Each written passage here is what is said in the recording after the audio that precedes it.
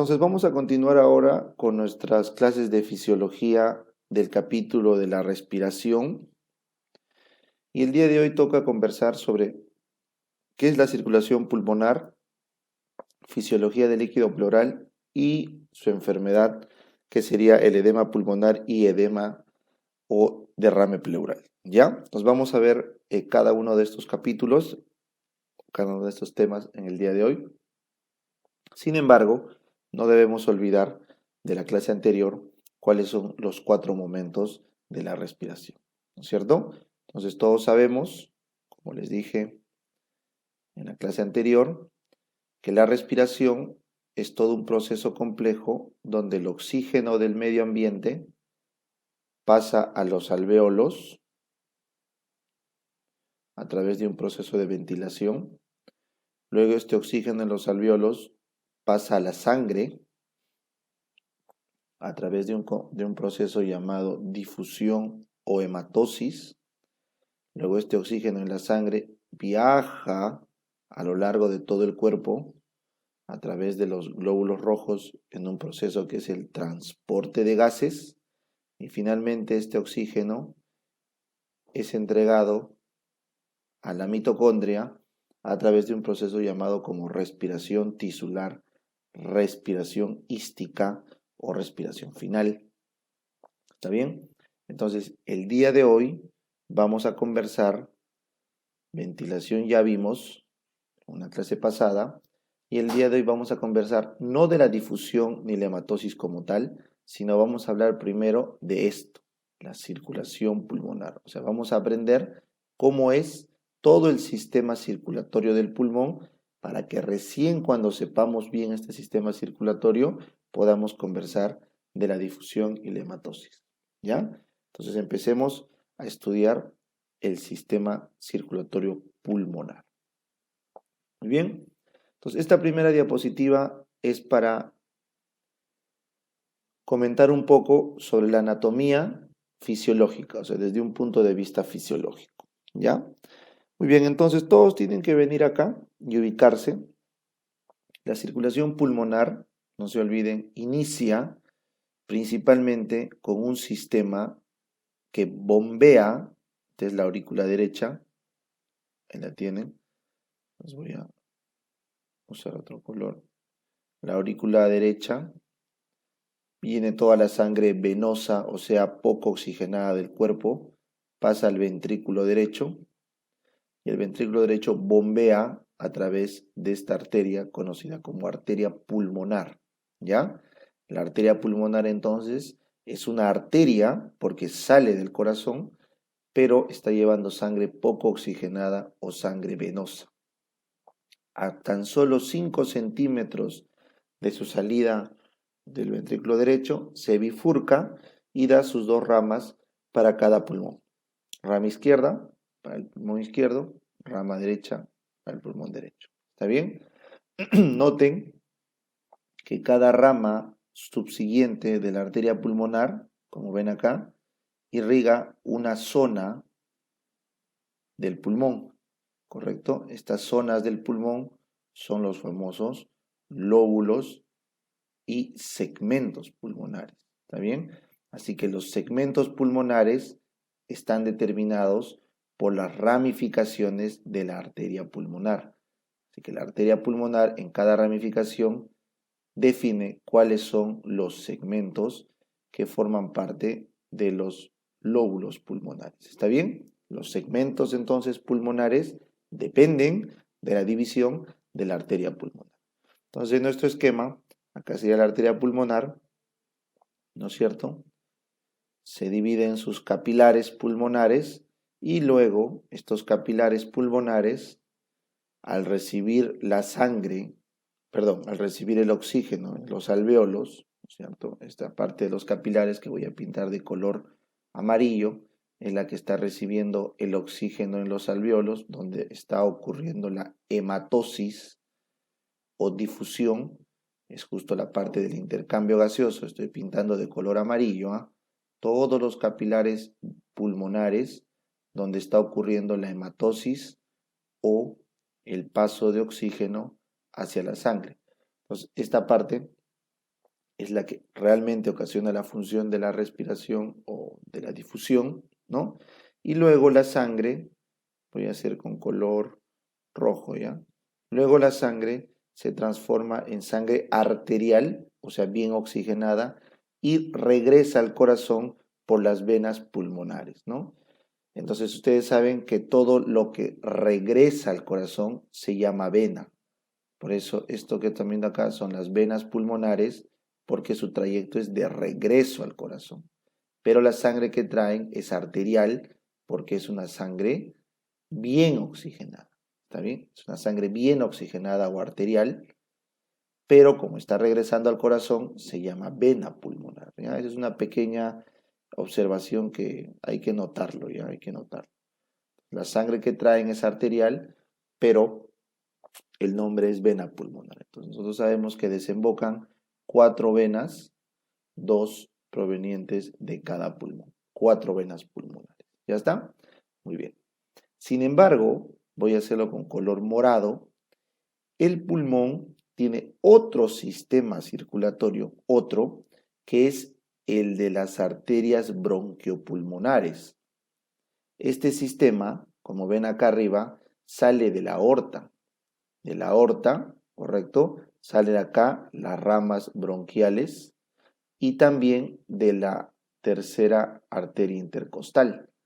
Entonces, tanto de la aorta como de la tercera intercostal salen las ramas bronquiales. Y estas ramas bronquiales, como su nombre lo dice, irrigan los bronquios hasta los bronquios terminales. ¿Ya? Las arterias o el sistema bronquial irriga toda la vía aérea de conducción. O sea, irriga bronquios, bronquiolos primarios o, perdón, bronquios secundarios, bronquios terciarios, bronquios terminales. Entonces, toda la vía aérea de conducción, la que no realiza la hematosis, es irrigada por el sistema bronquial pulmonar, ¿correcto? Entonces, pasa que este sistema bronquial pulmonar, ojo, también irriga el tejido de soporte, también irriga el tejido de sostén, ¿correcto? Entonces, del pulmón, todo el tejido de sostén pulmonar y parte de la pleura visceral, todo eso es irrigado por este sistema bronquiopulmonar. Entonces, este sistema, como están viendo acá, va a pasar, va a irrigar todas sus ramas bronquiales, van a irrigar todo su componente, su territorio de la vía de conducción, y cuando se gaste la sangre va a regresar a través del sistema bronquiopulmonar venoso de frente a la vena ácigos, ¿correcto? A la vena ácigos, ¿ya? Ahora, por otro lado, les dije que irrigaba el tejido de sostén. El tejido de sostén de los alveolos, supongamos que este es un alveolo, ¿ya? Este es un alveolo, un saco alveolar, ¿no es cierto? Entonces, el sistema pulmonar que habíamos conversado acá es el que estaba en contacto estrecho con el alveolo, eso es correcto, pero toda la parte intersticial, o sea, toda la parte de soporte que están viendo acá, puede recibir la irrigación del sistema bronquial. Entonces, este esquema que están viendo acá, esto corresponde a esos vasos intersticiales o de soporte que están en la parte de los sacos alveolares donde hay la hematosis. Entonces, como ustedes podrán ver, ¿ya? Hay gran parte de estas arterias bronquiales, ¿ya? Que van a la vena ácigos, es correcto, y eso va a la cava, pero hay una parte, miren, que va directo a la vena pulmonar. ¿Ven? Y hay una parte que sería todo esto de acá, que se mezcla en la parte de los alveolos. Por lo tanto, muchachos, es importante que recuerden que mucha sangre de la arteria bronquial que pasa a los pulmones, a la parte de los alveolos y a la parte de los bronquios, termina drenando directamente en las venas pulmonares sin haber recibido oxigenación. ¿Ya? Eso es súper importante. ¿Ya? Entonces, El concepto que les digo acá es que el sistema de circulación pulmonar tiene en verdad dos subsistemas. Uno es la circulación pulmonar como tal y otro es la circulación del sistema bronquial, ¿ya? La circulación pulmonar como tal sí se oxigena al su paso por los alvéolos y la bronquial no se oxigena, ¿ya? Eso tiene que quedar claro. Muy bien, correcto. Segundo punto. El volumen, vamos a poner acá una B, el volumen B de sangre que llega a la aurícula derecha, es el volumen B de sangre que pasa al ventrículo derecho. Vamos a poner B. Está borrado. A ver. O sea, el volumen B de sangre que llega al ventrículo derecho, o a la aurícula derecha, perdón, ahí está, por unidad de tiempo, ¿correcto? Entonces, este volumen que llega por unidad de tiempo se va a llamar flujo, ¿ya? Q. Entonces vamos a ponerle el Q. El Q o flujo que llega a la aurícula derecha pasa a un Q al ventrículo derecho y este Q tiene que ir a la arteria pulmonar. ¿Me entienden? Este Q llega, hace su hematosis y regresa a la aurícula izquierda ese flujo y ese flujo pasa al ventrículo izquierdo y este sale a la aorta por el ventrículo izquierdo. Así que en todo momento, como te das cuenta, se está manejando el mismo flujo, o sea, la misma cantidad de volumen de sangre por unidad de tiempo. Pero si te das cuenta, el sistema circulatorio pulmonar es muchísimo más pequeño y corto que el sistema sistémico, ¿correcto? O la circulación sistémica. Entonces, el sistema pulmonar versus el sistema general, o la circulación general, o también le llaman la circulación sistémica. Entonces, ambos tipos de circulación son del mismo flujo, pero de diferente tamaño. Entonces, la pregunta del millón es, ¿cómo puedo acomodar el mismo flujo en la circulación pulmonar que es más pequeña? ¿Cómo puedo hacerlo tan igual como lo que acomodo flujo en el sistema o en la circulación sistémica que es más grande? Entonces, la única explicación para eso es que el sistema circulatorio pulmonar, o sea, la única forma es que la circulación pulmonar maneje menos presión. Es la única forma. ¿Está bien? La única forma.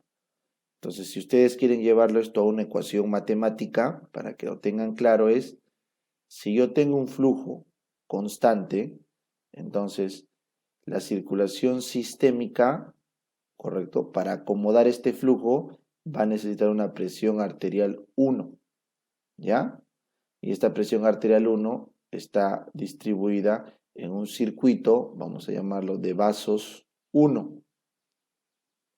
En cambio, la circulación pulmonar tendrá que tener una presión arterial 2 y un sistema de vasos 2, porque son diferentes. Entonces, si el sistema de vasos 1, que es la circulación sistémica, es mucho mayor y el sistema de circulación de la pulmonar es mucho menor porque hay menos cantidad de vasos, la única forma de que se mantenga esta ecuación es que la presión arterial acá, ¿correcto?, sea mucho mayor para mantener el flujo y en este caso la presión arterial sea igual de menor para mantener el flujo.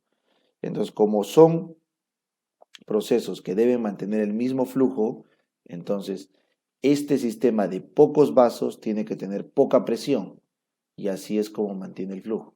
Y este sistema que tiene muchos vasos tiene mucha presión. ¿Está bien? Entonces, ese acomodo de los pulmones, de toda la circulación, tan igual como la circulación sistémica, pero en menos cantidad de vasos, se debe a una presión arterial pulmonar baja. ¿Está bien? Si lo quieren llevar a un grafiquito, es como que yo tengo numerosos vasitos pequeños, ¿correcto?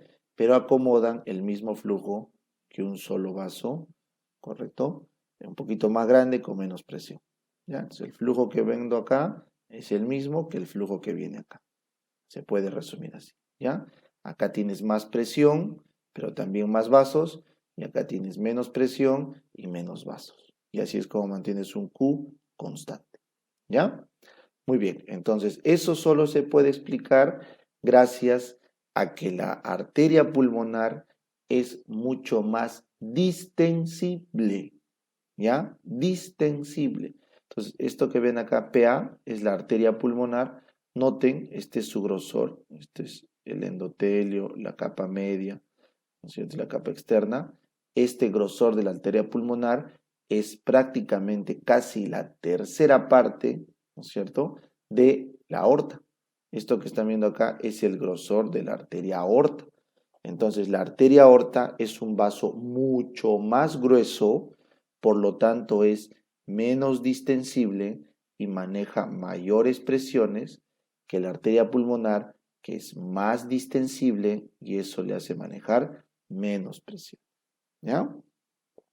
Por otro lado, el sistema pulmonar tiene bastantes vasos en paralelo. Esto que están viendo acá es un circuito en paralelo. Mientras, esto es de la circulación pulmonar. Mientras que la circulación sistémica o general tiene más componente en serie.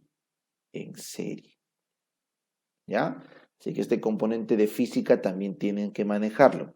Cuando ustedes tienen un sistema de flujo en serie, o sea, un segmento después del otro, entonces se maneja mayor presión. Ya es un principio en la física de fluidos. En cambio, si ustedes tienen un circuito en paralelo, las presiones se dividen. Entonces, cada circuito en paralelo disminuye la presión. ¿Ya? Es como que ustedes tuvieran que hacer un trabajo, vamos a poner un ejemplo, un trabajo en grupo, y primero fulanito tiene que hacer su trabajo, luego le pasa sutanito y sutanito le pasa a menganito. Entonces, cada uno tiene que hacer primero su parte del trabajo para avanzar. Eso genera bastante presión en el equipo. En cambio, si cada uno hace su trabajo en paralelo, sin tener que rendir cuentas al otro, entonces él lo hace tranquilo, él lo hace tranquilo solo, él lo hace solo tranquilo y el sistema fluye con menos presión. ¿Ya? Entonces, el sistema en serie maneja más presiones que el sistema en paralelo. Y la circulación pulmonar es una circulación con bastantes arterias en paralelo para bajar la presión. ¿Ya? Entonces, de esa forma, ustedes tienen explicado la presión baja en los pulmones que permite acomodar el mismo volumen que en los tejidos. ¿Ya? Muy bien. Entonces, con eso ya tenemos ese concepto claro. Ahora, por otro lado, ustedes tienen que venir acá y ver que esa cantidad enorme de sangre que llega a través de las venas pulmonares o arterias pulmonares y que se intercambia en los capilares hacia las venas pulmonares es un flujo enorme. Entonces necesita una mano y por eso los vasos linfáticos que están viendo acá son abundantes en los pulmones, para que toda esa sangre que está quedando liberada pueda, de cierta forma, drenarse al sistema general y evitar un edema o encharcamiento en el pulmón. ¿Ya? Entonces, el resumen total de esta diapositiva es que, primero, el sistema pulmonar o la circulación pulmonar tiene una gran distensibilidad, porque sus paredes de las arterias son más delgadas y porque usa circuitos en paralelo, ya les expliqué, lo que permite que su distensibilidad sea de 7 mililitros por cada milímetro de mercurio, que es prácticamente la misma de la circulación sistémica. O sea, no hay diferencia en general en el acomodo de la presión. Entonces, gracias a esa gran distensibilidad, este sistema pulmonar puede acomodar los mismos volúmenes que acomoda el sistema general. ¿Ya? Segunda idea, fuerza de la diapositiva, hay un porcentaje de sangre que venía por el sistema bronquial, el sistema arterial bronquial lleva un porcentaje de sangre que, como les dije, es un 1 a 2% del gasto cardíaco y por lo tanto este de acá no va a recibir una buena oxigenación y va a aportar sangre sin oxigenarse directo a la vena pulmonar. Esto es lo que se conoce como el shunt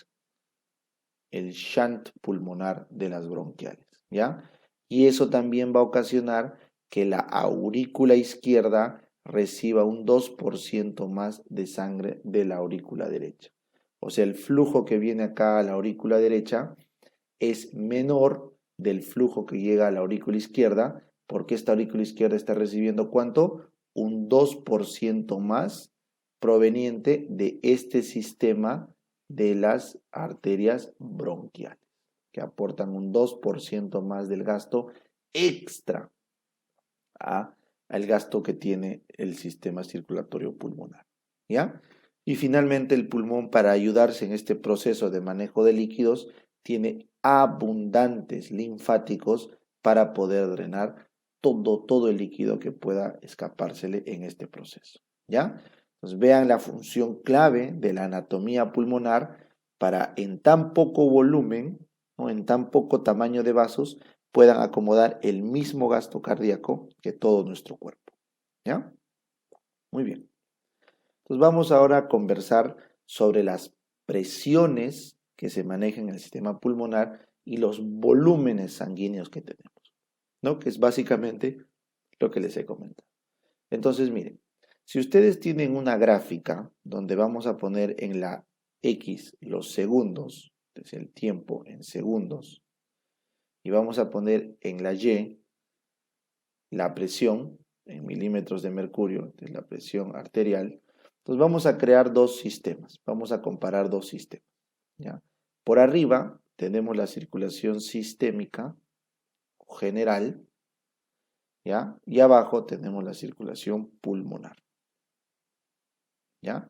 Entonces miren, en una contracción, voy a hacer con color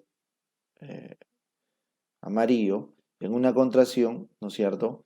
La presión sube en el ventrículo izquierdo, en este caso, porque es el que bota la circulación sistémica, sube hasta 120, ¿no? Luego cae, la aorta acá se cierra, las válvulas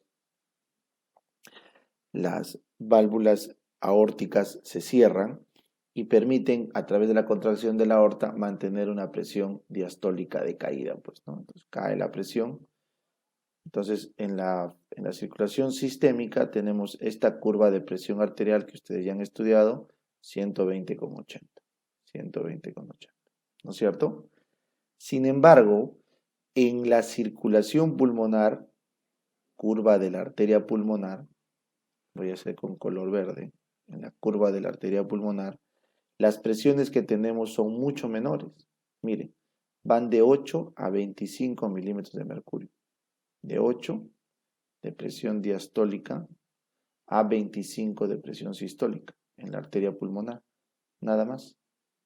Su muesca, su caída. Su muesca, su caída. ¿Ven? Es muchísimo menor la presión que se maneja. Como les dije, la única forma de que el sistema pulmonar acomode el mismo volumen por unidad de tiempo, o sea, el mismo flujo, es bajando sus presiones. Y las está bajando, como puedes ver, ¿ya?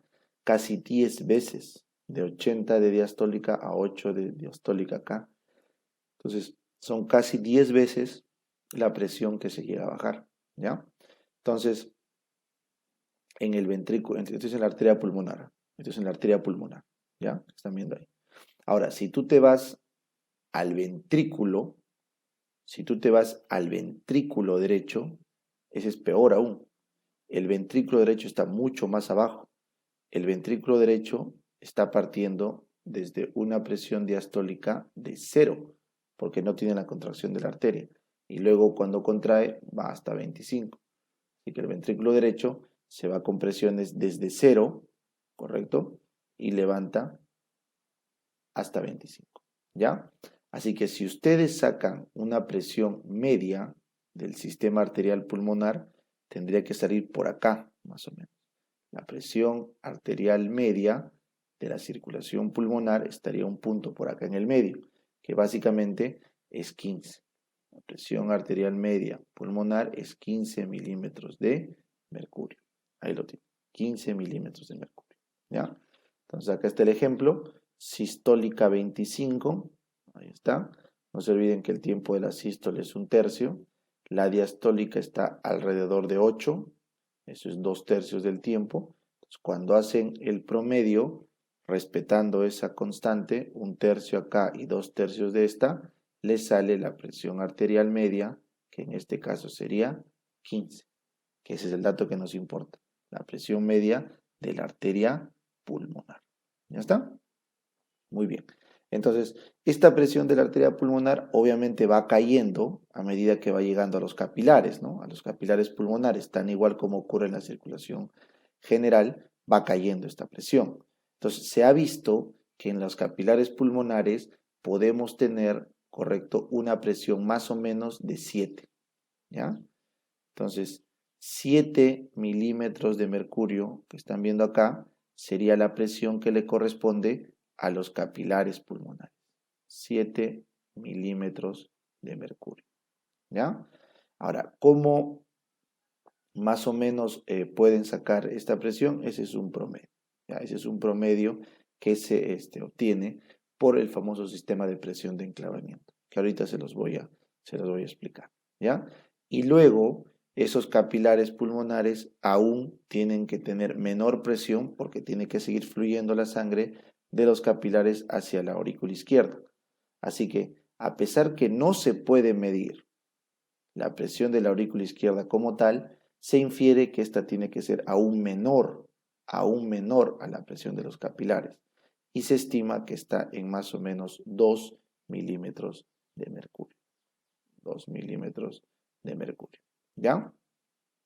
Entonces, esa presión puede llegar a caer, como ven, hasta acá, ¿ya? Para que pueda drenar la sangre hacia la aurícula izquierda, hasta 2 milímetros de mercurio. Entonces, ¿cómo más o menos se saca este dato? Por esto, la famosa presión de enclavamiento, ¿ya? La presión de enclavamiento consiste en un método donde se coloca un catéter, que es el catéter de Schwann-Ganz, y ese catéter se mete hasta el último, hasta el límite de la circulación de la arteria pulmonar, lo más que se pueda, y se insufla un balón para medir la presión. Entonces, este balón insuflado de enclavamiento, ¿ya? Es más o menos 5 milímetros de mercurio. O sea, esta presión insuflada acá es más o menos 5 milímetros de mercurio, ¿ya?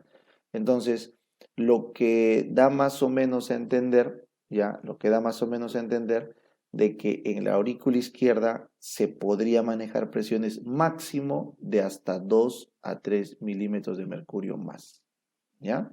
Entonces, la presión de la aurícula izquierda, que como ves acá, sería la necesaria para empujar la sangre de regreso, ¿no es cierto? Sería la presión que está obstruyendo, o sea, que está sintiendo este balón insuflado, ¿ya? Porque al ponerlo acá e insuflarlo, has anulado la presión que viene de la arteria pulmonar. Entonces, la presión que está acá, esta nueva presión A, es aquella presión empujada por la aurícula izquierda.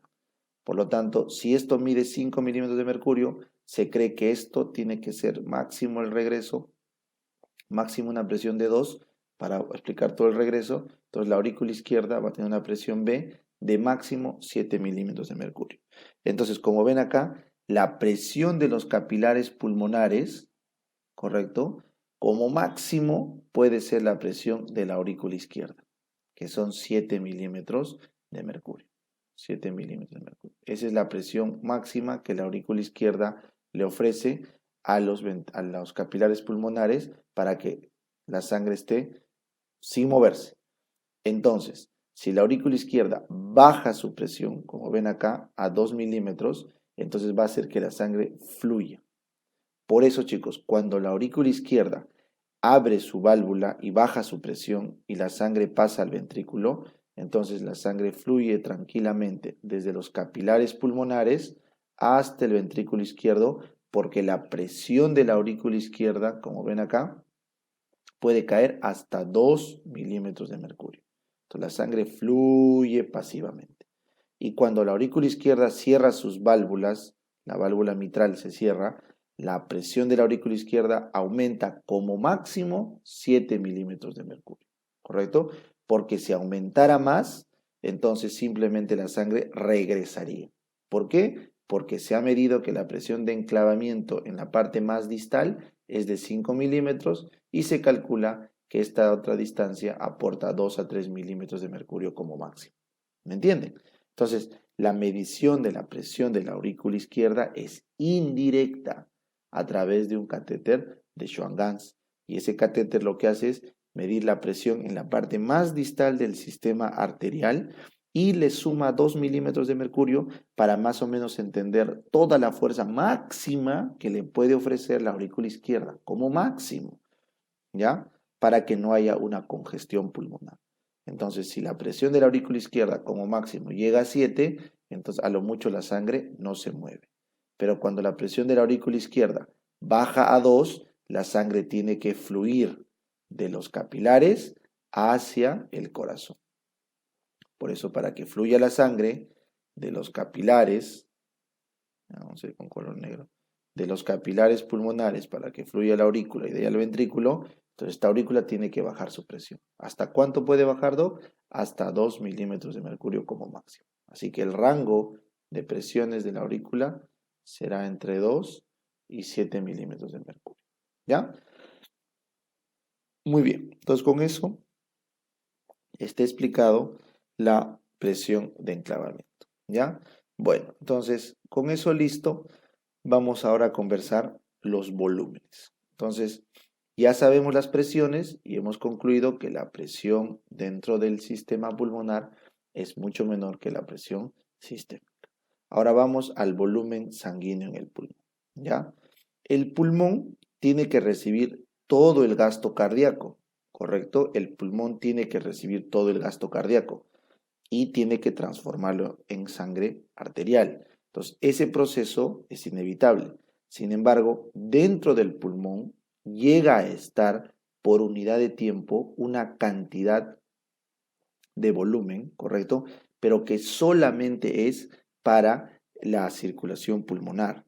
Entonces, lo que se ha visto es que el volumen de la sangre que está en el pulmón como tejido, ojo, no como el gasto cardíaco que recibe para la hematosis, sino como tejido. Ahí quiero que quede claro. El pulmón tiene que recibir el gasto cardíaco tan igual como el corazón lo recibe, un flujo por unidad de tiempo, porque debe transformarlo en sangre oxigenada. Eso no me estoy refiriendo.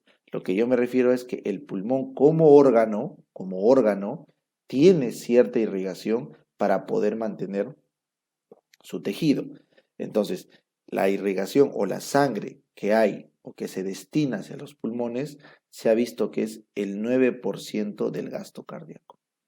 El 9% del gasto cardíaco es la sangre que se destina a los pulmones, ¿ya? Que más o menos es 450 mililitros, ¿ya? 70 mililitros de esa sangre está en los capilares pulmonares, haciendo la hematosis, correcto, en un instante del tiempo, y el resto del volumen está en la arteria pulmonar y la vena pulmonar distribuidos en un 50%, ¿ya? Entonces, de todo el volumen de sangre que está en el pulmón, tenemos más o menos 9% del gasto cardíaco, que está ahí. O sea, el volumen total de sangre que puede acomodar el pulmón como tejido, o sea, si tú agarras y cortas acá la circulación pulmonar en un momento y lo pesas, toda la sangre que hay ahí es 450 mililitros, 9% del gasto cardíaco, ¿correcto? Como ves acá, ahí está. Igual, si tú agarras y cortas las arterias acá y este rato pesas al corazón, el corazón tiene 7%, las arterias 13%, los capilares 7%, las venas y vénulas 64%. Por eso les dije que esto era un reservorio. Esto ya han visto en cardiología. Cuando tú quieres saber exactamente cuánta sangre tiene cada tejido, tienes que hacer la medición del volumen sanguíneo por tejido. En el caso del pulmón le corresponde 9% del gasto, que nuevamente les digo, no quiere decir que solamente se transforma o se transporta el 9% del gasto al pulmón. No, es el 100% del gasto cardíaco el que pasa por el pulmón. Pero en un instante solo hay el 9% circulando. ¿Ya? Muy bien.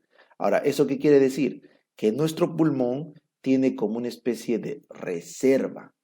O sea, si nosotros, por ejemplo, pujamos con fuerza, como cuando soplas un globo, pujas, entonces haces que la presión dentro de tu tórax y de tu abdomen estrujen a tus pulmones, entonces puedes darle hasta 250 mililitros de sangre extra de reservorio a tu cuerpo.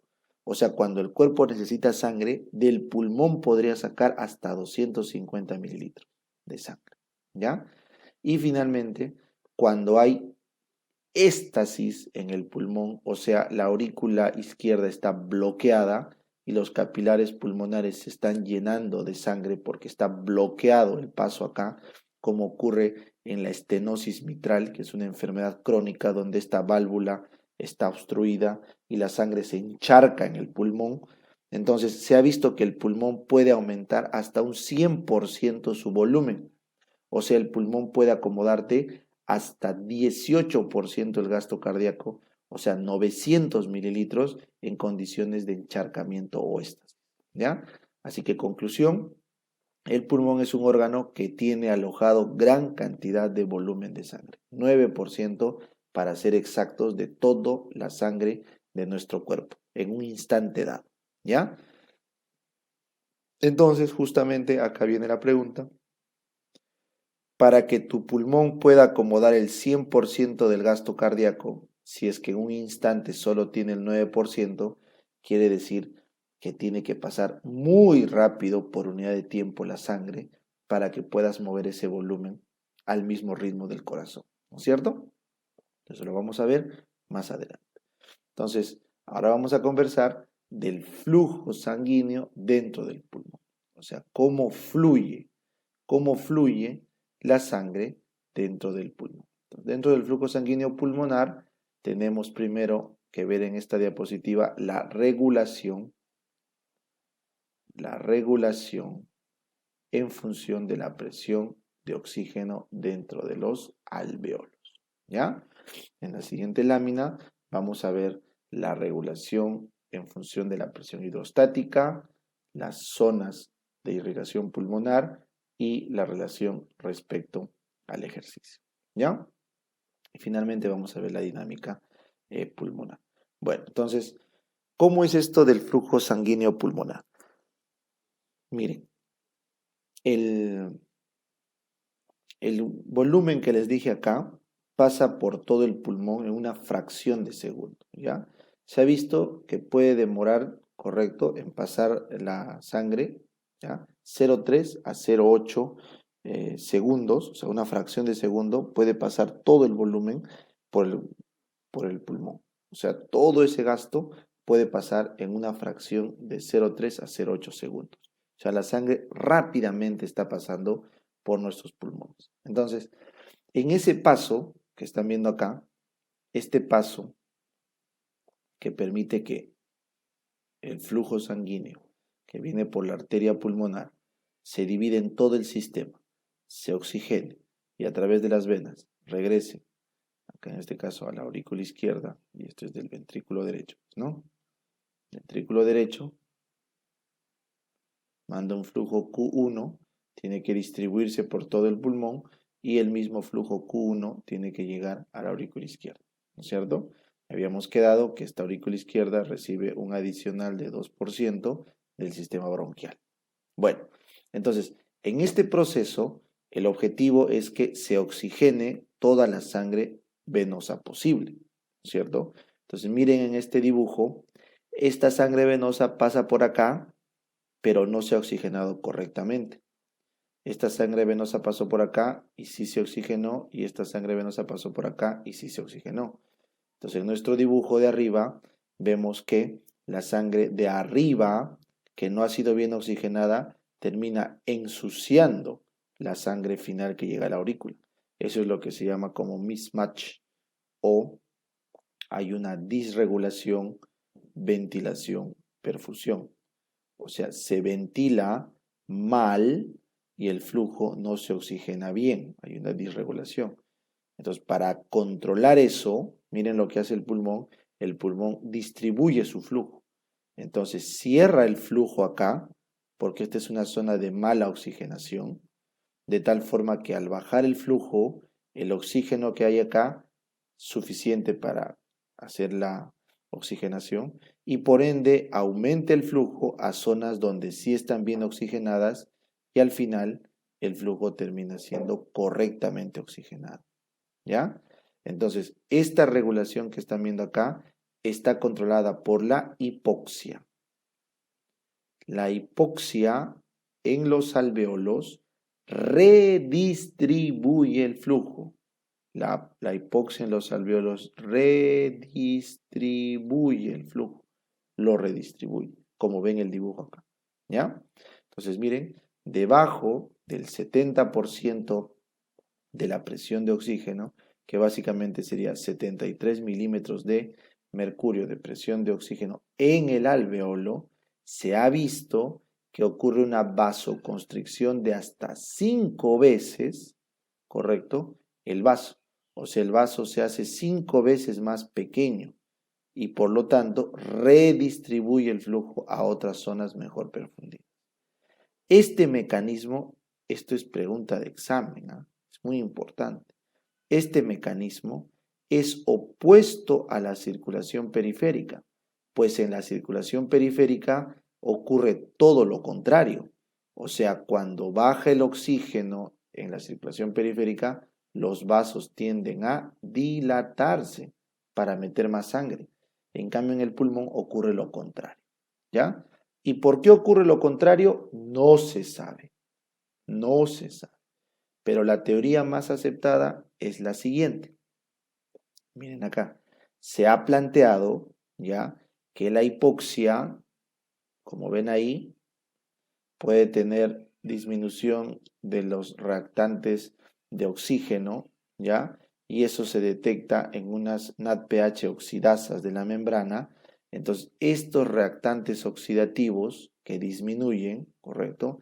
Hacen que la relación NADH-NAD y NADPH-NADP, o sea, la relación óxido-reducción de los sistemas, cambie. Entonces, cuando hay poco oxígeno, hay disminución de las sustancias oxidativas, igual vean acá, la hipoxia en las mismas células hace que disminuya el recambio oxidativo en las mitocondrias. Entonces, esta disminución de los reactantes oxidativos inhiben, miren, inhibe los canales de fuga de potasio. Entonces, si yo inhibo la fuga de potasio, ¿cuál es el resultado? El resultado es que la célula se empieza a cargar positivamente porque no pueden salir los potasios. Entonces, el potencial de membrana cambia, se empieza a cargar positivamente. Este cambio de potencial de membrana activa canales de calcio, como estás viendo acá, activa canales de calcio lentos, ya que estás viendo acá, y estos canales de calcio activos por voltaje, porque depende del potencial, van a meter calcio al intracelular. Y este calcio que está entrando, que ven la flecha de acá, este calcio es el que genera la contracción de los vasos y eso redistribuye el flujo. El vaso se contrae y se redistribuye el flujo. ¿Ya está? Ese es el mecanismo más aceptado en la actualidad sobre por qué ocurre esto. ¿Ya? Existen otros mecanismos, por ejemplo, se cree que la hipoxia sostenida puede alterar la contracción y hacer una contracción sostenida, ¿no? También se cree que puede que haya una sensibilidad directa a través de otras proteínas transmembrana que terminan activando la proteína quinasa de contracción, pero esto, como ven acá, es mucho más hipotético, ¿ya? lo más claro es el mecanismo que les he nombrado. ¿Ya? Entonces, lo que se sabe hoy por hoy es que la hipoxia activa receptores sensores de oxidasas en las membranas del músculo liso de los vasos pulmonares. Por otro lado, la hipoxia altera la producción en la mitocondria de NAD y NADPH, y este cambio de redox inhibe al canal de potasio. Entonces no puede salir potasio, este se acumula en el intracelular, eso despolariza la membrana, abre canales de calcio sensibles de voltaje, entra el calcio y el calcio adentro contrae el músculo. ¿Ya? Esa es la lógica. Muy bien, entonces ya saben cómo se regula la circulación pulmonar en función de la presión de oxígeno alveolar. ¿Ya? La presión de oxígeno que está llegando a cada alveolo. Muy bien, ahora vamos a ver otros mecanismos de control, que en este caso sería la presión hidrostática. ¿Ya? Todos tienen que saber que la presión hidrostática es la presión que ejerce el agua, la columna de agua, ¿correcto? Entonces, si esta es una columna de agua, la presión hidrostática en centímetros de agua dependerá de cuánta columna de agua están soportando. Así que esta parte del agua que está abajo está soportando 30 centímetros de peso de agua arriba. Esta de acá está soportando 15 y esta de acá 0 porque no hay nada encima. Entonces la presión hidrostática es el peso que hay del agua por encima de cada unidad de distancia. Es como que tú te metieras en la piscina, al fondo de la piscina sientes más presión que si estás a la mitad de la piscina, y no sientes presión si es que estás flotando en la superficie, porque lo que pesa es el agua, ¿ya? Entonces, imagínense lo mismo en el pulmón, ¿ya? Se ha visto que la parte más profunda o más baja, más inferior, la parte baja de los pulmones, tiene una presión de casi, vamos a ponerle acá como 30, ¿ya? Y la parte superior, una presión casi como 3. Bueno, entonces esta diferencia se ha visto que es de 23 milímetros de mercurio. ¿Por qué? Porque la presión en centímetros de agua es de 30 centímetros, ¿ya? Entonces, esta distancia, ¿ya? Acá dices 3, pero puede llegar hasta 0. Entonces, esta distancia o este tamaño, estamos hablando más o menos 30 centímetros, ¿ya? Entonces, imagínate una regla de 30 centímetros, ¿ya? Ese es más o menos el tamaño de un pulmón. Entonces, esa columna de agua de hasta 30 centímetros, como ven ahí, genera una presión de agua de 30 centímetros de agua. Pero como nosotros no usamos centímetros de agua, vamos a usar milímetros de mercurio. Cuando transformas centímetros de agua a milímetros de mercurio, te queda 23 milímetros de mercurio de diferencia de presión. ¿Ya? Entonces, entre la zona, vamos a llamarle A, apical, y la zona B, que es basal, entonces vamos a tener una diferencia de 23 milímetros de mercurio. Muy bien. ¿Quién hace la diferencia o el punto de referencia? El corazón. Supongamos que a esta altura está el corazón, ¿ya? Vamos a suponer que a esta altura, a este nivel, está el corazón, ¿ya? Entonces, si el corazón está a este nivel, se ha visto que la diferencia por encima del corazón es de 15 milímetros de mercurio. O sea, la diferencia que hay acá es de 15 milímetros de mercurio, ¿ya? El corazón. Y la diferencia que hay acá debajo es de más 8 milímetros de mercurio. Por eso es que entre estas dos diferencias, ojo, el signo todavía no lo explico. Lo que estoy explicando acá es la presión.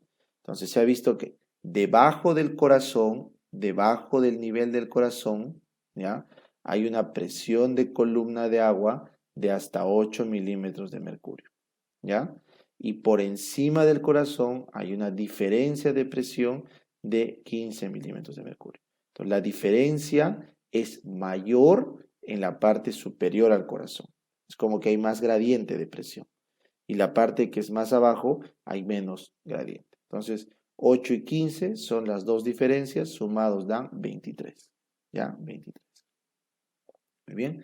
Entonces, si quieren una mejor explicación de eso, si les parece un poco confuso, recuerden que este es el corazón, ¿no es cierto? Y estos son los pulmones. ¿Ya? Los pulmones. Entonces, si tomamos la aurícula como un punto de nivel, entonces toda la presión de la columna que está acá abajo representa una variación de 8 milímetros de mercurio, pero toda esta variación, porque es más alto acá, 15 milímetros de mercurio.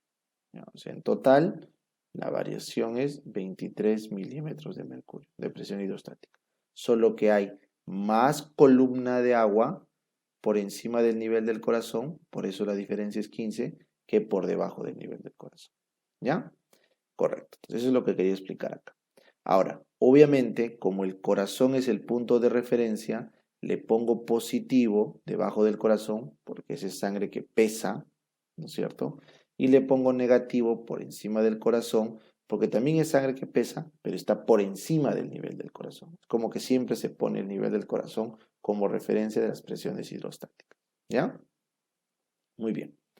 Entonces, lo que se ha visto, ya, ahora con esta presión hidrostática, es que según esta presión hidrostática, tú vas a tener unas zonas de flujo sanguíneo pulmonar, asumiendo que en todo lado la presión alveolar es la misma, que el aire es la misma, ¿ya?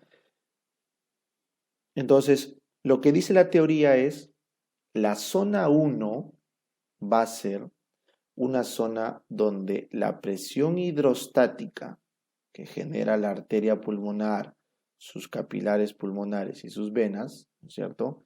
En el lugar donde está el alveolo, esta presión hidrostática del capilar pulmonar, está de acá, presión hidrostática del capilar pulmonar, es menor que la presión del alveolo.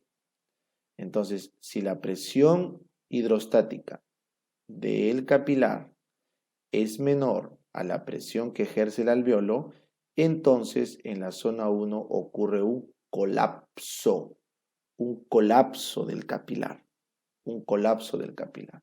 ¿Por qué? Porque la presión del alveolo es lo suficientemente mayor como para cerrar el flujo. Esa es la zona 1. La zona 2 es aquella zona donde la presión en el capilar pulmonar es menor y mayor que la presión alveolar. ¿Cómo puede ser menor y mayor? Es menor en diástole y es mayor en sístole. Entonces, lo que quiere decir que la zona 2, cuando está en sístole, perfunde, y cuando está en diástole, colapsa. Entonces, la zona 2 tiene un flujo intermitente, porque depende de la sístole y la diástole. Y la zona 3 es aquella zona donde la presión en el capilar pulmonar siempre es mayor que la presión alveolar, sin importar la fase. O sea, ya sea en sístole o en diástole, siempre es mayor la presión del capilar pulmonar. ¿Por qué? Porque como está en la parte más baja, se beneficia de esta columna de agua. La columna de agua permite que se beneficie. Entonces, el flujo en la zona 3 es constante. Muy bien. Así que la conclusión de esta parte es que según la presión hidrostática, cuando la comparas con la presión de los alveolos, que están estas bolitas que ven de 2, es la presión alveolar, cuando tú comparas estos dos, vas a tener las famosas zonas 1, 2 y 3 del flujo pulmonar, entendiéndose como la zona 1, donde la circulación está colapsada porque la presión del capilar es menor que la presión del alveolo, y entendiéndose como zona 2, a la que tiene flujo intermitente, porque la presión capilar es menor en diástole, pero es mayor en sístole, ¿Que quién? Que la presión alveolar. Por lo tanto, en diástole colapsa el vaso y en sístole perfunde el vaso. Y se entiende por zona 3 a la zona donde tanta es la presión hidrostática que el flujo es constante. En diástole y en sístole siempre la presión capilar supera la presión alveolar. Muy bien, entonces deben saber que una persona sana, normal, una persona sana, solo tiene zona 2 y zona 3. La zona 2 en el ápice del pulmón, que exactamente empieza por encima de los 10 centímetros por encima del corazón, ¿ya? ¿Cómo sería eso, Doc? ¿Se acuerdan el dibujo que teníamos? Si este es el corazón, establecemos un nivel en las aurículas, estos son los pulmones, pues supongamos que este es el nivel, solamente por 10 centímetros encima del nivel del corazón, toda esta zona de acá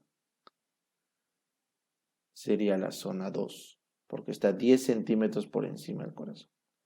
Entonces, 10 centímetros por encima del corazón, esta zona de acá, es la zona 2. Eso quiere decir, Doc, que todo lo que está a 10 centímetros del corazón y todo lo que está por debajo del corazón, todo esto que estoy haciendo de azul, es la zona 3, donde hay flujo constante. ¿Ven? Y la zona 1, Doc, la zona 1 no existe. La zona 1 no existe en una persona sana. Esto solo existe en una persona enferma. ¿Enferma por qué? Porque o bien tiene demasiada presión alveolar o bien porque tiene demasiada poca presión capilar. Puede ser por un trombo, por ausencia de circulación y en este caso por alguna enfermedad que retiene aire.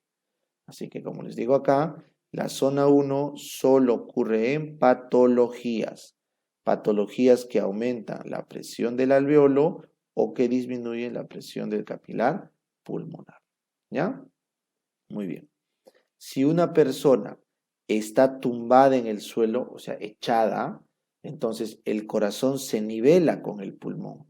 De tal forma que al nivelarse con el pulmón, todo el pulmón ahora es zona 3. Ya no hay la columna de agua. Recuerden, cuando una persona se echa, ya no hay la columna de agua y todo el pulmón está al nivel del corazón. Entonces el flujo se hace constante siempre. Y cuando hacemos ejercicio, como vamos a ver más adelante, le metemos tanto flujo sanguíneo que la zona 2 también desaparece y todo se volvería zona 3. ¿Ya? Así que esta parte de acá es muy importante porque son las zonas de perfusión de la circulación. Muy bien, entonces, ¿qué dice el ejercicio respecto al flujo sanguíneo pulmonar? Miren, ustedes saben que en el ejercicio, ya, el gasto cardíaco, litros por minuto, que normalmente es 5 litros por minuto, 4 punto y algo, ¿no? Lo normal, valor normal, ¿no es cierto? Entonces, esta presión o este gasto cardíaco sabemos que se relaciona con una presión arterial media pulmonar de ¿cuánto dijimos en anterior diapo? 15, ¿no? Entonces, nuestro pulmón maneja presiones bajas, 15 milímetros de mercurio de presión arterial media, para acomodar su gasto cardíaco, que es de 4 a 5 litros por minuto. Eso es lo normal. Muy bien. Pero si te pones a correr, te pones a hacer ejercicio, tu gasto puede aumentar 6, 7, 8 veces, ¿no es cierto? Entonces, el aumento del gasto cardíaco, como estás viendo, hacia la derecha, aumento del gasto, miren, solo sube ligeramente la presión arterial pulmonar, ligeramente. Así que tú puedes seguir haciendo ejercicio como loco y tu presión arterial sube ligeramente. En ningún momento supera la presión crítica de 30, donde ya estarías haciendo edema pulmonar. O sea, tendrías que disparar tu gasto cardíaco a niveles exageradamente altos para que tu pulmón entre en zona crítica. ¿Se dan cuenta? Así que en conclusión, nuestro pulmón acomoda volumen por tiempo, o sea, flujo, acomoda flujo tranquilamente. Y cómo el pulmón puede acomodar gastos cardíacos de 4 a 7 veces, ¿cierto? 7 por 4, 28, ¿no es cierto? 4 por 4, 16. ¿Cómo puede acomodar de 4 a 7 veces el flujo cardíaco? Debido a 3 procesos, muchachos. Lo primero es que apertura capilares hasta en 3 veces. O sea, su reserva capilar se triplica porque se abren los capilares, sobre todo de acá, de la zona 2, ¿no es cierto? Que pueden acumular más volumen. Segundo, la distensión de los propios capilares puede duplicarse. Como son vasos que les dije, con una pared más delgada, todo el sistema arterial, entonces pueden dilatar. Recuerden, y este es un bonito dato, recuerden que en la circulación general que han visto en cardio, si este es el promedio de los diámetros de los vasos, cuando tú lo comparas con la circulación pulmonar, en promedio casi siempre los tamaños pulmonares son a veces hasta el doble del tamaño de los generales. O sea, los vasos pulmonares son más grandes en todas sus ramificaciones respecto a los vasos sistémicos. Por eso es que se distienden más. Y finalmente, el tercer mecanismo para acomodar el flujo es que aumenta su presión pulmonar, como ven el gráfico, poco a poco. Así que por capilares, por apertura de nuevos capilares, distensión de los existentes y aumento de la presión, se logra acumular el flujo sin ningún problema, sin llegar al edema o al encharcamiento. ¿Ya? Muy bien. Entonces, dicho esto, estamos listos para estudiar la dinámica pulmonar. ¿Ya? Entonces, ¿cómo es la dinámica del flujo pulmonar? Muy bien. Entonces, el flujo pulmonar que están viendo acá, los capilares pulmonares que están viendo acá, son tan abundantes y tan grandes que se cree que los capilares pulmonares tienen un flujo en manto o lámina. En manto o lámina. Eso quiero que entiendan. ¿Cómo es eso? Lo que ustedes normalmente tienen la idea es que esta es una arteria que se divide en arteriolas y estas arteriolas en capilares, ¿no es cierto? Esos capilares luego se empiezan a unir con sus vénulas, ¿no? Y esto da sistema venoso y la vena, ¿no? Es lo que han aprendido en cardiología. Esto es un sistema normal de arteria, arteriola, capilar, zona arterial, capilar, zona venoso, vénula, vena, ¿no? Eso han estudiado. Muy bien. Entonces, acá te da la idea de que esto es algo lineal, ¿no es cierto? Bueno, en el pulmón es similar. Arteria, arteriolas, todo el rollo es similar, pero hay tal cantidad de capilares, miren, la cantidad de capilares que hay. Es enorme, ¿ya? Miren la cantidad de capilares y por lo tanto sus extremos venosos serán iguales. ¿Ven? Son enormes.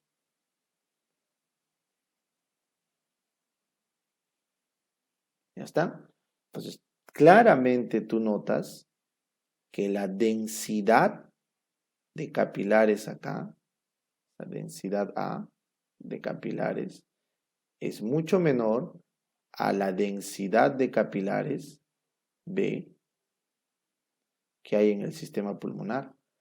Entonces, hay tantos capilares, como ves acá, y están prácticamente tocándose uno al otro, que se cree que esto es un flujo en manto. O sea, como que todo viniera como una gran ola. Ahí está. O sea, prácticamente es un área completa. En vez de verlo como varias líneas, hay tantos que los fisiólogos lo estudian como si fuera un área, como si la sangre fluyera en un manto. ¿Ya? Esto que les pongo acá es un área, entonces esto sería como que una flecha, ¿no? Esta es la flecha, donde la sangre va en manto, en un área enorme, ¿ya? Entonces, de lo que normalmente nos han enseñado que son tubitos independientes, esto es como que tú el agua lo vertieras en un área gigante, porque son demasiados tubitos, ¿ya? ¿Y eso por qué es importante? Porque si te das cuenta, en esto acomodas mucho mayor volumen que en este de acá. Entonces, el volumen que tú acomodas en los capilares de acá es menor que en este de acá. ¿Me entienden? Entonces, eso te permite, miren este dato, te permite en 0.8 segundos en reposo, te permite pasar por todo el pulmón. O sea, en menos de un segundo, que me acabo de demorar en explicarte esta idea, toda la sangre de tu pulmón entró y salió, entró y salió, entró y salió, entró y salió. Y cada vez que voy diciendo entró y salió, entró y salió, entró y salió, está entrando todo el gasto cardíaco y está saliendo. En menos de un segundo, muchachos. ¿Cómo hace esta brujería el pulmón? Porque tiene harto capilar. Es un manto. Y si te pones a correr en 0.3 segundos. Entró y salió, entró y salió, entró y salió, entró y salió, entró y salió. Ya está. Entró y salió, entró y salió. Y cada vez que digo entró y salió, toda la sangre entró y salió de tu pulmón. Alucina, alucina. Entonces, esa es la capacidad que tiene el pulmón para mover el volumen cardíaco, ¿ya? Esa es la capacidad que tiene el pulmón para mover el volumen de flujo sanguíneo. Todos ya sabemos, porque se los expliqué en unas diapositivas anteriores, que la presión, según el método isogravimétrico, ¿no es cierto?, de la presión de enclavamiento, es de 7 milímetros de mercurio, ¿no? ¿Se acuerdan acá? En esta diapositiva habíamos quedado que la presión de enclavamiento era 5 milímetros de mercurio más 2 milímetros más, lo cual nos daba un tope acá de 7 milímetros de mercurio de presión capilar pulmonar. ¿Se acuerdan este valor? ¿No? Ya está. Entonces, esa es la presión que estoy hablando acá, la presión isogravimétrica del capilar pulmonar. Entonces, esta presión que están viendo ahí es esta de acá. Esta que está acá, la presión hidrostática positiva, o sea, que empuja hacia afuera del capilar pulmonar. Presión hidrostática. ¿Ya? Eso ya lo han visto en cardiología. Muy bien. Ahora, la dinámica pulmonar de cómo fluye el líquido es cualitativamente igual a la sistémica, ¿no? Yo creo que ustedes ya saben bastante de esto, ¿no? La presión hidrostática pugna por botar el líquido fuera del vaso, la presión osmótica pugna por meter líquido dentro del vaso. En cuanto al capilar, por su lado, el intersticio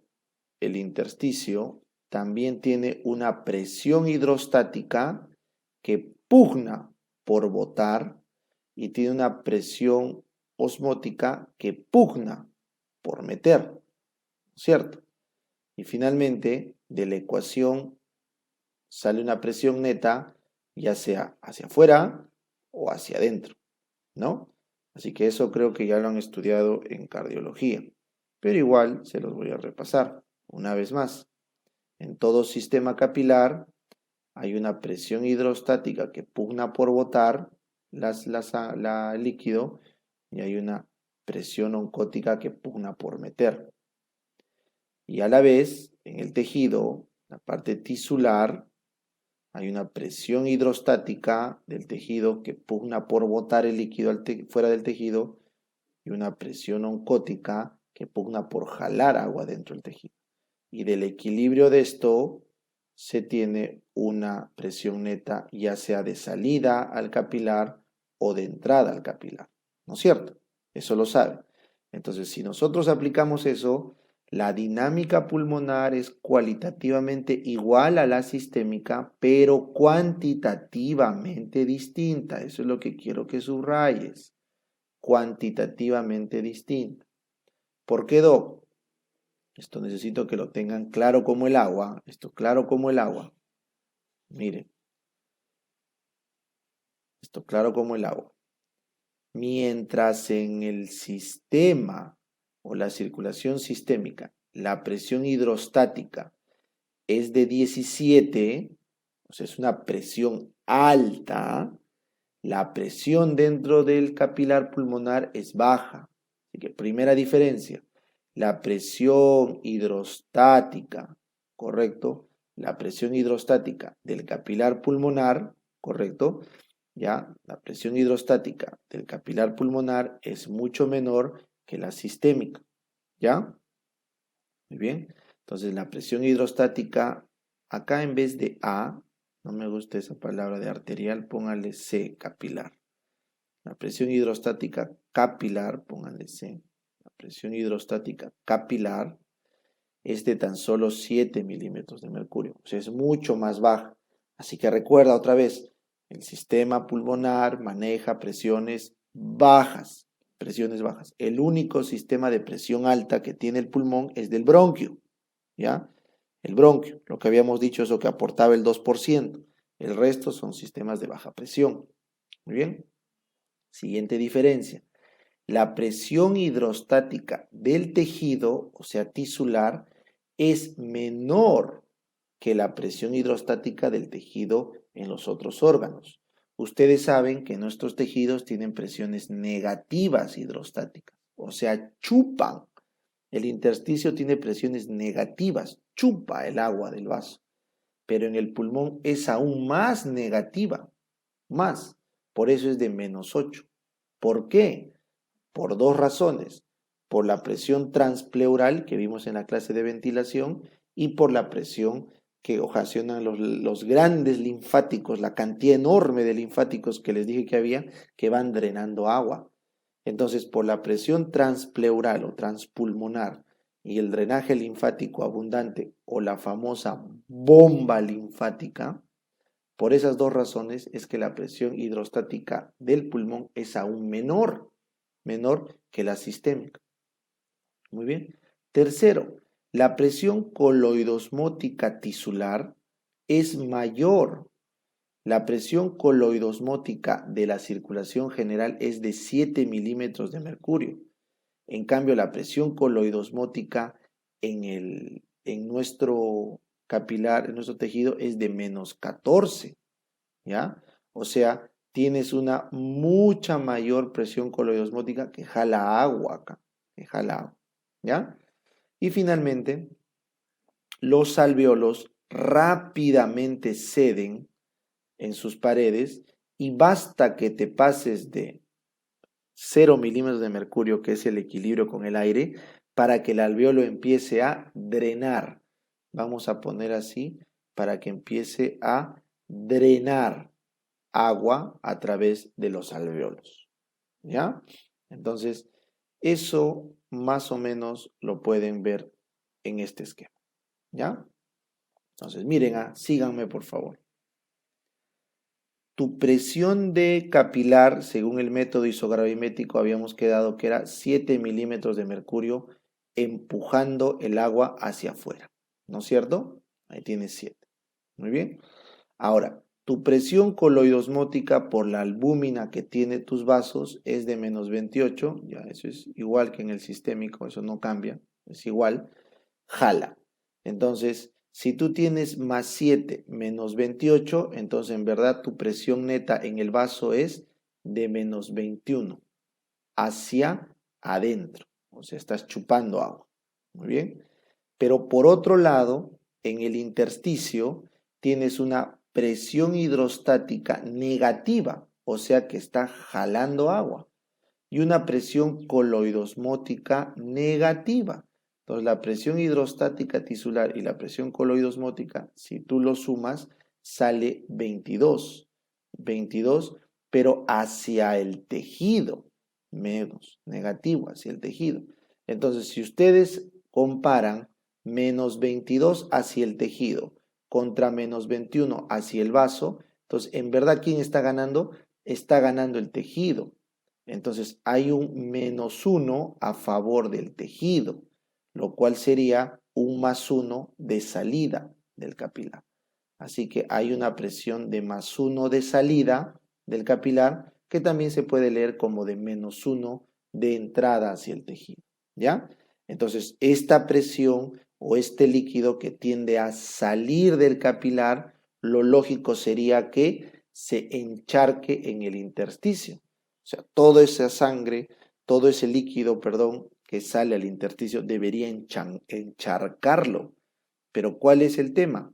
El alveolo, les dije que apenas superas el 0, lo puede drenar y lo evapora. Así que este más 1 que sale tiene dos caminos. O se va por el alveolo, porque no te olvides que hay una presión acá que está empujando, porque si está jalando con menos 1, quiere decir que está sacando del plasma del vaso con más 1. Este más 1 termina acá y se evapora por la vía respiratoria.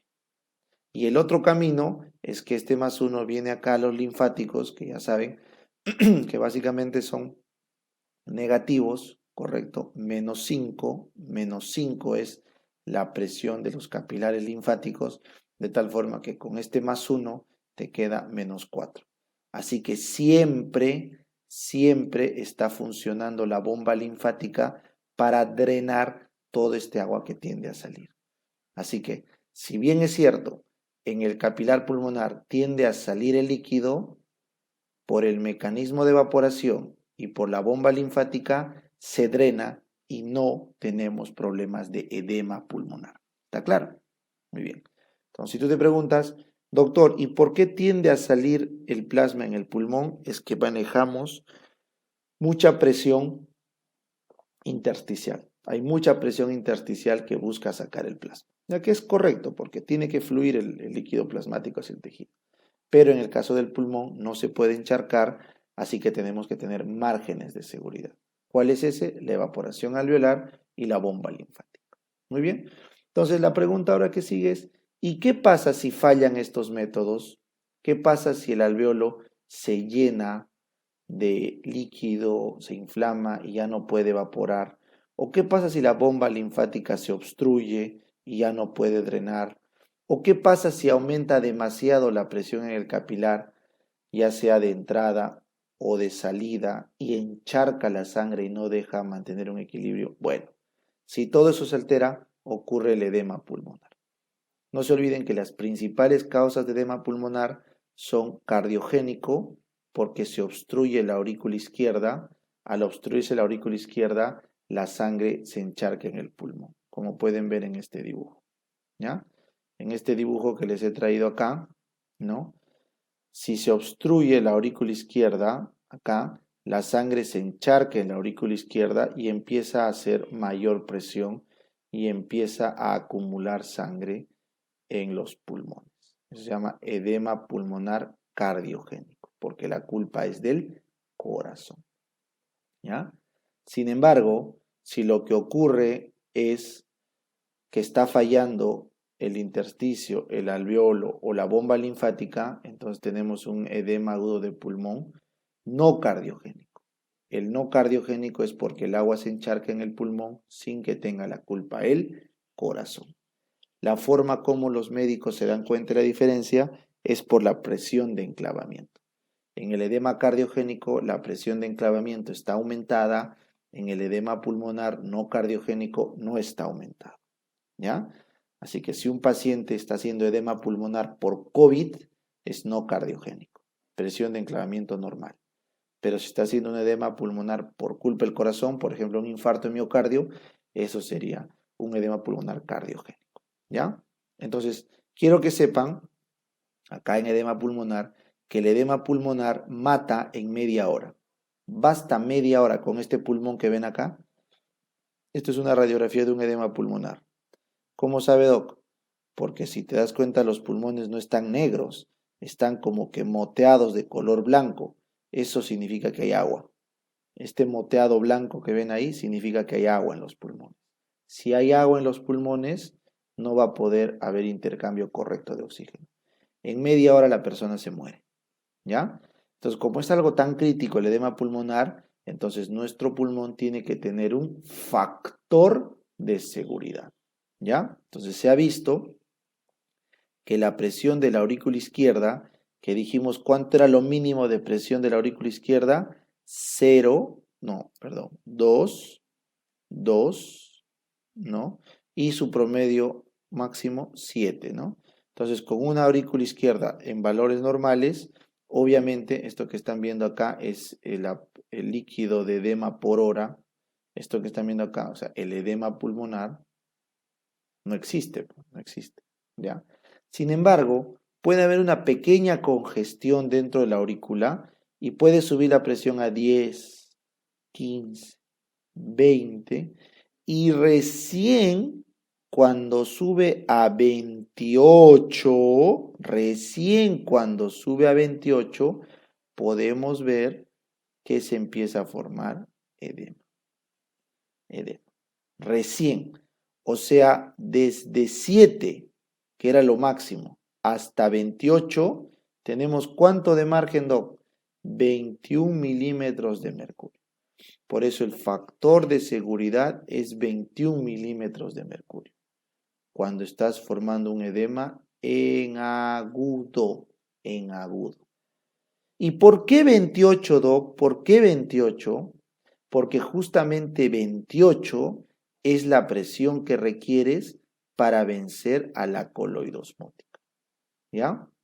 Entonces, si tu presión capilar pulmonar de 7, que era lo máximo, sube hasta 28, entonces ya estás venciendo a la presión coloidosmótica. O sea, la presión coloidosmótica del capilar jala el agua al capilar con 28 de fuerza. Si esto que era más 7, tú lo subes hasta 28, lo anulaste por completo. O sea, todo el agua va a salir. Así que vences la presión coloidosmótica del plasma que te permitía contener la sangre dentro del plasma o del vaso, la has vencido y por lo tanto el agua va a salir al intersticio sin oposición. ¿Ya? ¿Cuál es tu única defensa cuando todo sale al intersticio? Tu evaporación, pero que se va a agotar al toque, se va a encharcar tus alvéolos y tu pobre bombita linfática que ahí nomás va a morir. ¿Ya?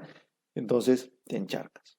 Sin embargo, esto que le estoy explicando es en agudo. Si ustedes lo llevan a un proceso crónico, estamos hablando ya de 2 semanas, se ha visto que en 2 semanas, que eso ya es crónico, los vasos de la bomba linfática, esta bomba linfática aumenta. Entonces los linfáticos aumentan hasta 10 veces.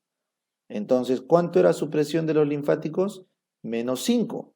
10 veces, menos 50. O sea, cuando estás 2 semanas con edema pulmonar, tus linfáticos pueden bombear, porque te dije que teníamos un montón de vasos linfáticos, ¿no? 10 veces más. O sea, tienes menos 50 para drenar. Así que tu presión pulmonar tranquilamente puede subir hasta más 48 y no haces edemas mortales. Así que se ha visto que pacientes con problemas pulmonares crónicos de edema pueden subir su presión capilar pulmonar hasta 48, o sea, estamos hablando de por acá, muchachos, y no hacen edema. ¿Por qué? Porque su bomba linfática se ha multiplicado por 10. Eso, correcto, se llama la bomba linfática de rescate. ¿Ya? Y al inicio tienes el factor de seguridad agudo. Así que nuestro pulmón no se encharca gracias a esos 2 factores. El factor de seguridad agudo y la bomba linfática de rescate. Muy bien, y terminamos nuestra exposición con el líquido pleural. ¿Ya? Esto es muy sencillo, muy sencillo. ¿Ya? Entonces deben ustedes saber, vénganse acá a la izquierda, que nuestra vía aérea de conducción, como ven ahí, se ramifica hasta llegar a los bronquiolos terminales. Esos bronquiolos terminales terminan formando los bronquiolos respiratorios y los sacos alveolares, que es el parénquima pulmonar, ¿no es cierto? Y cuando sumas todo eso, tienes un pulmón. Entonces, ese pulmón, ahí está, que vendría a ser prácticamente los alveolos, ¿no es cierto? Este pulmón es forrado por una capa que se conoce como pleura visceral. Entonces, este pulmón normal lo forra una telita, ahí están viendo, que se llama pleura visceral. Ahí está, pleura visceral. En este dibujo está acá la pleura visceral. ¿Ya? Ahí lo tienen, la pleura visceral. Muy bien. Y en este dibujo, ¿ya? Acá sería la pleura visceral. Esto que están viendo acá sería la pleurita visceral. Pleura visceral. Muy bien. La pleura visceral entonces está pegada al pulmón. Por otro lado, todos sabemos que tenemos una caja torácica, ahí está, una caja torácica por fuera, ¿ya? La voy a hacer con color negro, ¿ya?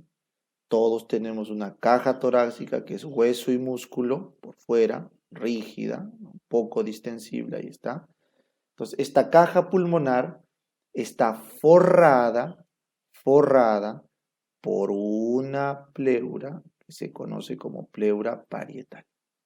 Esta caja pulmonar está forrada por una pleura parietal. Y también lo está el diafragma, abajo. Entonces, esto que está por fuera, lo voy a hacer con color rojo, sería la pleura parietal, la que está pegada a la caja torácica y por abajo al diafragma. Ahí está. Eso que estoy pintando de rojito es la pleura parietal. ¿Qué sería el dibujo acá? Este de acá. La pleura parietal. Pleura parietal. ¿Ya? Muy bien. Entonces, esto es lo que se conoce como la pleura visceral más la pleura parietal, ¿ya? Y entre ambos, discurre un líquido viscoso con proteínas, escaso, muy escaso, tan escaso que se considera que no hay ese espacio. Se llama un espacio virtual, pero en verdad existe, pero tiene muy poco volumen ¿de qué? De líquido pleural. Entonces, lo que estoy pintando acá de verde es todo el espacio pleural que es virtual, pero existe en la vida real, solo que le llaman virtual porque es muy, muy delgadito, donde hay líquido con proteínas. Se llama líquido pleural. ¿Está bien? Que es este verde que estoy pintando acá. Es el líquido pleural. Entonces, esto sería la cavidad pleural que tiene su líquido pleural. ¿Ya? Muy bien. Entonces, ¿qué es lo que ocurre? Este líquido pleural, ¿ya? Está constantemente drenando, ¿ya? De presiones viscerales, básicamente que son del pulmón, que botan para que se llene con líquido, y presiones parietales que drenan, incluido los vasos linfáticos de la pleura. Así que el líquido pleural constantemente está drenando del pulmón hacia la caja torácica. ¿Ya? Entonces sigan este dibujo de acá, por favor. Sigan. Las arterias pulmonares botan la sangre se intercambiaba con el intersticio del pulmón, ¿recuerdan? Se intercambiaba, regresaba por las venas pulmonares al corazón y terminaba su ciclo, ¿ya? Pero este intercambio que están haciendo acá, en los alveolos, dijimos, era drenado por la bomba linfática o era eliminado por la expiración del alveolo. ¿Se acuerdan acá? Bomba linfática o evaporación del alveolo. ¿Se acuerdan? Muy bien. Sin embargo, hay un poquito todavía de líquido que puede pasar hacia la pleura. Pero este líquido de la pleura termina pasando luego a los linfáticos de la pleura. Por eso la circulación final de la pleura de su líquido es del pulmón hacia el espacio pleural y luego hacia la parte parietal, básicamente por drenaje de los vasos linfáticos pleurales. ¿Ya? Ese es el flujo, muchachos. Es lo correcto. Viene por acá, se drena a los linfáticos. Viene por acá a los linfáticos. Muy bien. Así que Al tener este drenaje, claramente la presión es menor acá, presión menor acá, voy a poner una cruz, ¿correcto? Y la presión va bajando, perdón, la presión tiene que ser mayor acá, porque de acá viene la fuerza, y la presión es menor acá, por eso el líquido fluye de mayor presión a menor presión. ¿Está bien? Entonces, la presión en la cavidad pleural es negativa, eso quiero que entiendan. O sea, la cavidad pleural chupa el agua del pulmón, lo chupa hacia la parte de los linfáticos. O sea, es negativa, absorbe para que pueda fluir. Véanlo así. Entonces, es negativa respecto al pulmón. Entonces, con esto concluyo mi aprendizaje. Si el saco pleural tiene una presión negativa, una presión negativa, entonces, por un lado, jala a la pleura visceral, la jala, y por otro lado, jala a la pleura parietal. ¿Ya? Para respetar los colores, voy a pintar de azul la pleura visceral y está de rojo la pleura parietal. De tal forma que se sabe, y eso les expliqué en la clase 1, que la presión dentro del saco pleural, o sea, la presión transpulmonar que hay, ¿se acuerdan? La presión transpulmonar, esa resta, ¿ya? Que hay entre la presión intrapleural, que es -4, y la presión alveolar, que es 0. Hemos quedado que la presión en el alveolo es 0, porque ese es el aire, 0. Y la presión en el transpulmonar es negativa, -4, transpleural. Entonces la resta, que es la presión transpulmonar, viene a ser de 4 milímetros de mercurio. O sea, hay 4 milímetros de mercurio de presión que jala al pulmón y jala a la pared torácica. Entonces, esta presión, ¿para qué sirve? Para une al pulmón con la caja torácica. Y esta es la presión que permite explicar el mecanismo de ventilación. Porque cuando tú respiras, mueves tu caja, esta es la ventilación mecánica, mueves tu caja, y la caja cuando se mueve, como está pegado a la pleura parietal, y esta tiene una presión negativa, entonces está pegado a la pleura visceral, entonces vas a hacer que tu pulmón se expanda. ¿Ya? Esto yo les expliqué en la primera diapositiva acá. Habíamos visto que la presión pleural era negativa, ¿correcto? Por eso cuando tú inspirabas, lo hacías más negativo todavía, hasta casi -7, y eso se encarga de jalar a través de una presión transpulmonar, jalar a tu pleura visceral, que está pegada a los alveolos, y por eso bajas la presión alveolar, y al bajar la presión alveolar, aumentabas el volumen de aire en los pulmones. Así que la pleura es necesario para explicar el mecanismo de ventilación. Eso es lo que trato de explicar acá. ¿Ya? Es un repaso de la ventilación de la clase 1. ¿Todo gracias a qué? A que el líquido pleural mantiene una presión negativa de ¿cuánto? De -4 milímetros de mercurio. Muy bien. Ahora, esta presión intrapleural negativa que están viendo acá de más o menos -4, ¿ya? Te permite hacer un cambio de volumen en las bases pulmonares así, ¿ya? Pero la presión intrapleural en los ápices es aún más negativa. Así que, por favor, la presión -4 que están viendo acá es un promedio de toda la presión de la pleura, pero no es igual en toda su extensión. En la parte más baja es menos negativa, ¿ya? Porque hay más presión del pulmón, porque es más amplio, más masa hay. En cambio, en la parte del ápex, esto es en la base, en la parte del ápex, arriba, como hay menos masa de pulmón, y estás arriba de la gravedad, entonces la presión es más negativa todavía, más negativa. Entonces, para cambiar el volumen del pulmón en el ápex es un poquito más difícil que cambiarlo en la base.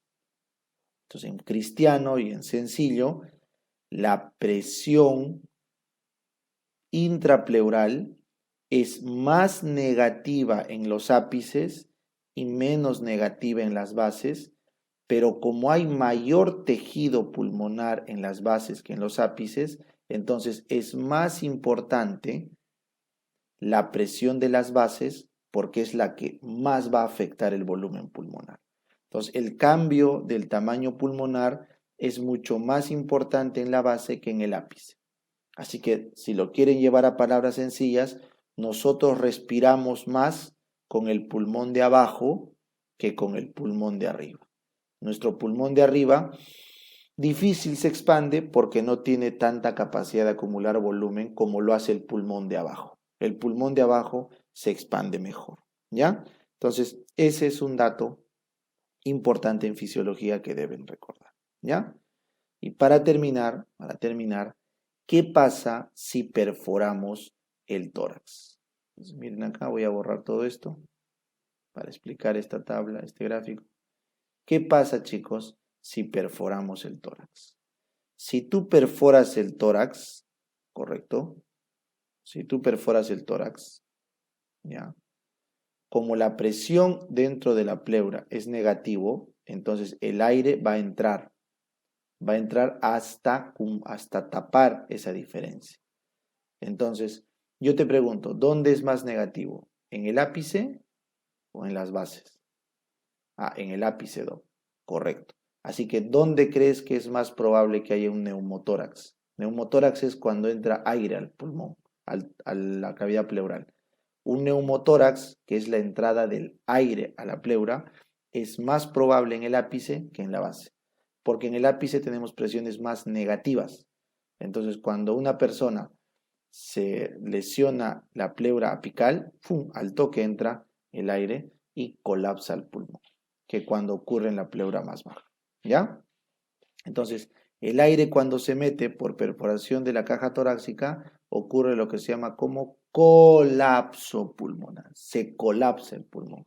Y ya te darás cuenta que sin un pulmón la persona sufre y entra en distrés respiratorio. Así que esa es la razón por la que se muere una persona que lo acuchillan. Cuando acuchillan en el tórax a una persona, puede morir por 3 razones. Porque le han acuchillado el corazón y le han cortado la circulación.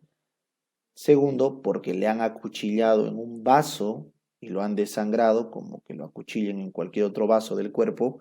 Y tercero, que es lo más probable, porque le han roto la pleura y al romper la pleura el pulmón se colapsa y ya no puede respirar, solo lo hace con el otro pulmón y ahí puede ocasionarle la muerte. ¿Ya? Entonces, esas son las razones por las cuales es tan importante en fisiología conocer la presión transpulmonar. ¿Ya? Muy bien, entonces con eso hemos concluido